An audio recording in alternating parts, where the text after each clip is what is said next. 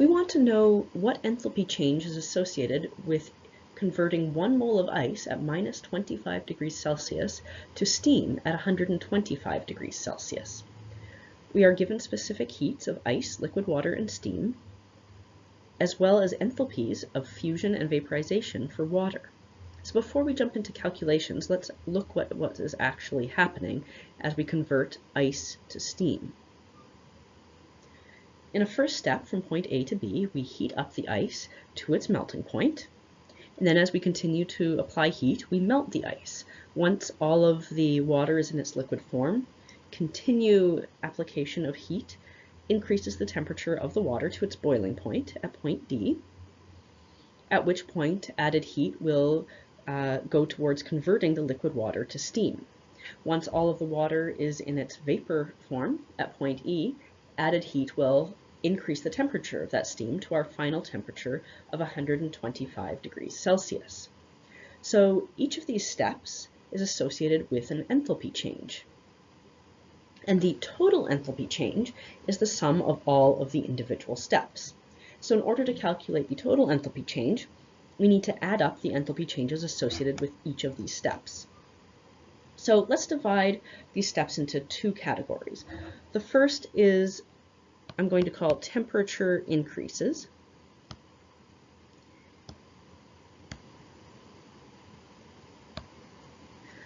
So this would be, for example, when we go from point A to B on the graph, right? In here we're heating ice from minus 25 to 0 degrees Celsius. Point C to D, here we are heating liquid water and raising its temperature from 0 degrees to 100 degrees. And finally, from E to F, we are raising the temperature of the steam. So those are the temperature increases or heating periods. There are also enthalpy changes associated with phase changes. And there are two of those that we need to consider. That's the one that occurs between points B and C. That's fusion or melting. And between points D and E, that's vaporization or boiling.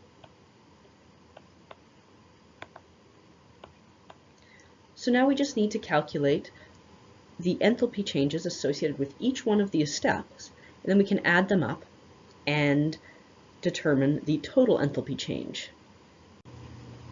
So let's minimize that graph and then actually do these calculations.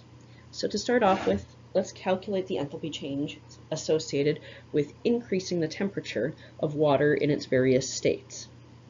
So to begin with, let's heat up the ice and see what the enthalpy change associated with that is. So we have 1 mole of ice. And we know that the specific heat of ice is given to us as 2.03 joules per gram per degree Kelvin.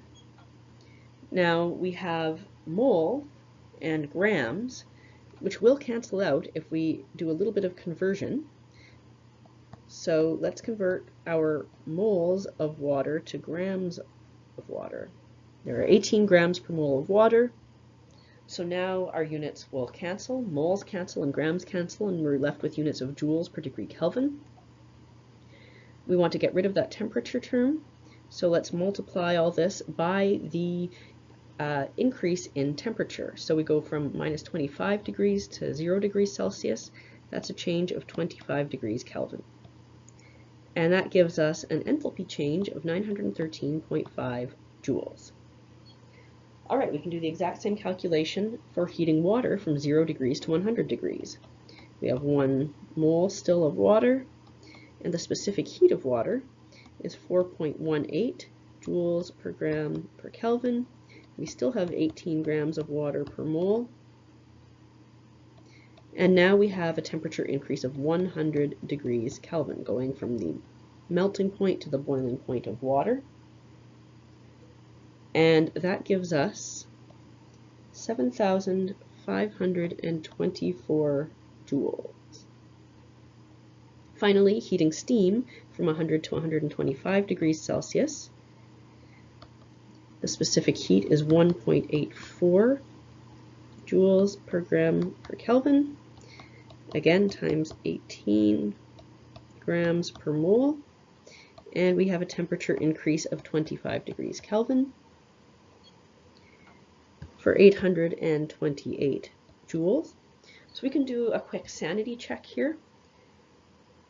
We have approximately the same enthalpy increases by heating ice and steam by 25 degrees Kelvin. That makes sense since we have the same temperature increase and the specific heats are 2.03 and 1.84 joules per gram per Kelvin respectively, which are very similar. So we do expect quite similar enthalpy changes.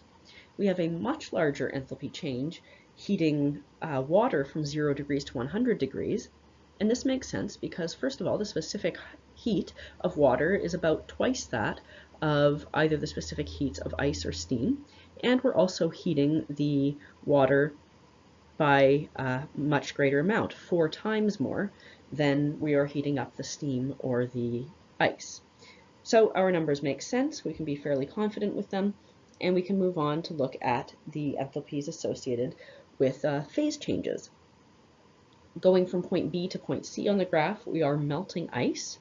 So again, we have 1 mole of ice, and the enthalpy of fusion is 6.01 kilojoules per mole.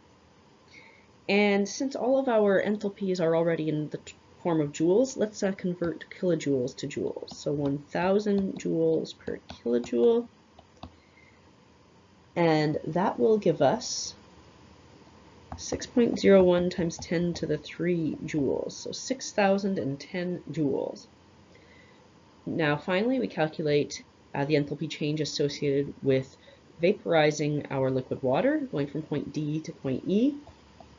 1 mole of water, and the enthalpy of vaporization is 40.67 kilojoules per mole.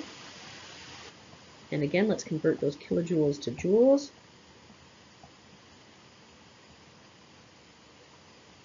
And we get 4.067 times 10 to the 4 joules. 40,670 joules. All right, so now we know the enthalpy changes associated with each of the individual steps. So next, I'm just going to write this in a different color to show that it's different. Add all the enthalpies.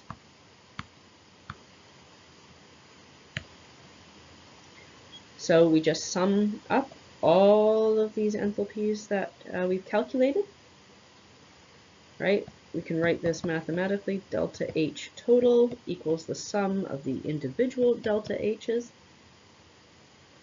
And when we add all of those up, we get delta H total equals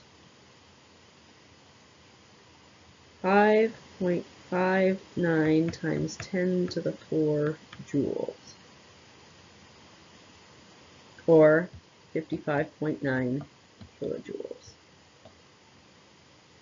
So that is the enthalpy change that is associated with taking ice from minus 25 degrees Celsius all the way to steam at 125 degrees Celsius.